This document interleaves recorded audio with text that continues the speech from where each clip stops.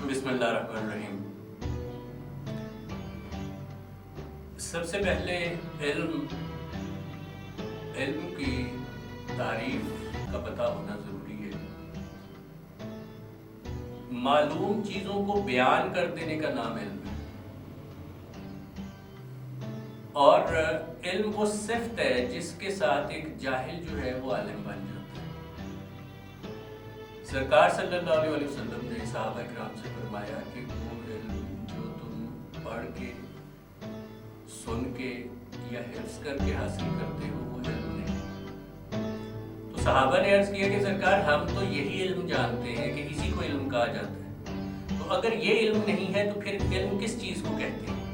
تو آپ نے فرمایا کہ جب کوئی انسان خالق کی بنائی ہوئی کسی تخلیق پر غور و فکر کرتا ہے اور اس کے نتیجے میں اس کے دل پر اللہ پاک جو حقیقت آشکار کرتا ہے اسے علم کہتے ہیں۔ یعنی تحقیق کے بعد جو انسان کو کسی بھی چیز کی حقیقت ملتی ہے وہ علم کہلاتی ہے۔ اس سے پہلے جتنا کچھ ہے وہ سب انفارمیشن ہے، یعنی ایک بنیادی علم کا درجہ جسے ہم یہ کہہ سکتے ہیں کہ جس کی روشنی میں آپ عمل کرتے ہیں، لیکن اس عمل کے نتیجے میں جو حقیقت ملتی ہے، اصل علم جو ہے وہ اس کو کہا جاتا ہے۔ تو آج کل جس طرح سے مکس کیا جا رہا ہے تعلیم کو علم کے ساتھ یا انفارمیشن کو علم کے ساتھ، تو یہ دونوں چیزیں علم نہیں ہیں۔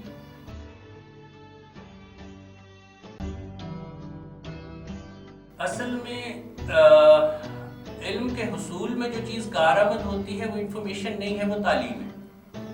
کیونکہ تعلیم بنیادی طور پر انسان دو چیزیں جس میں سیکھتا ہے، ایک لکھنا اور دوسرا پڑھنا۔ ایک بچہ ایک حرف لکھنے سے لے کر لفظ بنانے تک، جملہ بنانے تک، ایک سٹوری یا ایسے رائٹنگ تک جاتا ہے، اور جو وہ اگلی کلاس میں جاتا ہے وہ بہتر سے بہترین طریقے پر جو ہے وہ لکھنا اور پڑھنا سیکھتا ہے۔ اور تعلیم میں ہم جو کچھ بھی پڑھتے ہیں وہ سابقہ لوگوں کی تحقیق ہوتی ہے، یا سابقہ ادوار میں جو لوگ گزر چکے ہیں انہی کے جو کام کیے ہوئے ہیں، تجربات کیے ہوئے ہیں، ہم انہی کو پڑھتے ہیں، انہی کو یاد کرتے ہیں، ایگزامز میں انہی کو ریپروڈیوس کر دیتے ہیں، اور ہم سمجھتے ہیں کہ وہ علم ہم نے حاصل کر لیا، حالانکہ وہ ہم نے انفارمیشن حاصل کی۔ لکھنا پڑھنا اچھے درجے تک سیکھ لیا ہے، یہ سیکھنے کے بعد انسان کے لیے علم حاصل کرنا آسان ہوتا ہے کہ وہ جب اپنی پریکٹیکل لائف میں آ جاتا ہے تو پھر وہ جو کچھ تجربات کرتا ہے پھر وہ ان کو بہتر طریقے سے ڈاکومنٹ کر سکتا ہے۔ جس چیز کو وہ ڈاکومنٹ کرتا ہے وہ علم کہلاتی ہے۔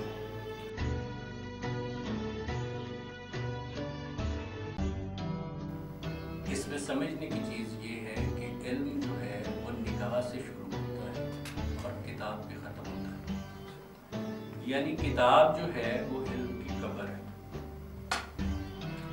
آج انسٹیٹیوشنز میں جس طرح سے تحقیق کروائی جا رہی ہے، ہمارے یہاں پہ جس طرح سے رائج ہے، بچے کوئی پروجیکٹ اٹھاتے ہیں، گوگل سے کاپی پیسٹ کرتے ہیں، ادھر ادھر سے ریفرنسز اٹھاتے ہیں اور اس کو مکمل کر کے سبمٹ کرا دیتے ہیں۔ علم وہ چشمہ ہے جو انسان کے باطن میں گھومتا ہے، اس کا ظاہر سے تعلق نہیں۔ ظاہری حواس ہیں جو ہمیں ہمارے انوائرمنٹ سے جتنے اسٹیمولس دیتی ہیں، ہر طرح کا علم ہمارے حواس کے ذریعے ہمارے اندر داخل ہوا ہے۔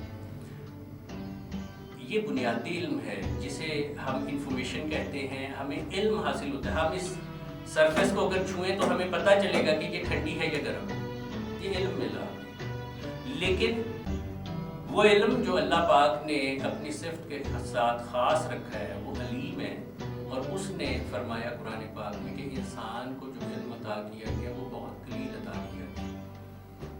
وہ علم جو باطنی علم ہے، اچھا اس میں علم کو ہم تب تک سمجھ نہیں پائیں گے پوری طرح سے جب تک ہم یہ نہ جان لیں کہ علم کے حصے کتنے ہیں۔ علم کے دو حصے ہیں، پہلا علم حقیقت ہے اور دوسرا علم شریعت ہے۔ علم حقیقت جو ہے اس کا تعلق جو ہے وہ اسے علم باطن بھی کہتے ہیں۔ اس کے تین حصے ہیں۔ پہلا حصہ جو ہے وہ ذات الہی کی معرفت اور غیر سے اس کی مشابہت کی تنزیہ اور نفی کا علم اس میں آتا ہے۔ پھر اس ذات کی جو صفات ہیں اور اس کی ہر صفت ایک حکم ہے، اس کی ذات کی جو صفات ہیں ان کا علم اور ان صفات کے تحت جو احکامات ہیں ان کا علم انسان کو حاصل ہونا ضروری ہے۔ اور تیسرا حصہ اس کا جو ہے وہ ان احکامات کے تحت جو افعال جاری ہیں جنہیں ہم تقدیر کہتے ہیں، اور اس تقدیر کے تحت جو حکمتیں اس میں پوشیدہ اللہ پاک نے رکھی ہیں، تو یہ تین حصے بنتے ہیں۔ ذات الہی کی معرفت ہے، پھر اس کے بعد اس ذات کی صفات اور ان کے احکامات ہیں، اور پھر ان صفات کے تحت ہونے والے افعال اور ان کی حکمتیں۔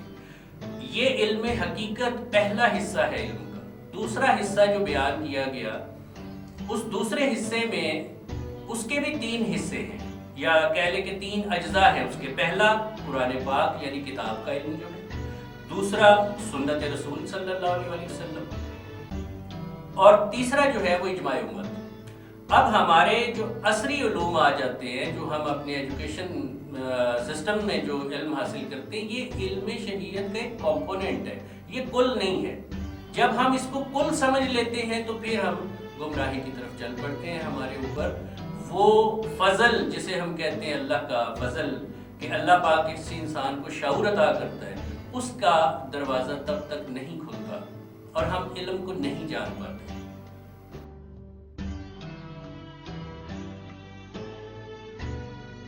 جو حدیث پاک ہر جگہ کوٹ کی جاتی ہے کہ علماء انبیاء کے وارث ہیں، تو علماء وہی انبیاء کے وارث ہیں جو علم حقیقت اور علم شریعت کے عالم ہوں، جو ظاہری باطنی علوم کے وارث ہیں۔ جو صرف ظاہری علوم رکھتے ہوں وہ اس طرح سے وارث کہلانے کے حقدار نہیں۔ جس کے پاس مکمل ورثہ ہو، اور اولیاء اللہ جو ہیں انبیاء کے بعد وہی ہستیاں رہیں جو ظاہری علم بھی مکمل رکھتے تھے اور باطنی علم کا فیض بھی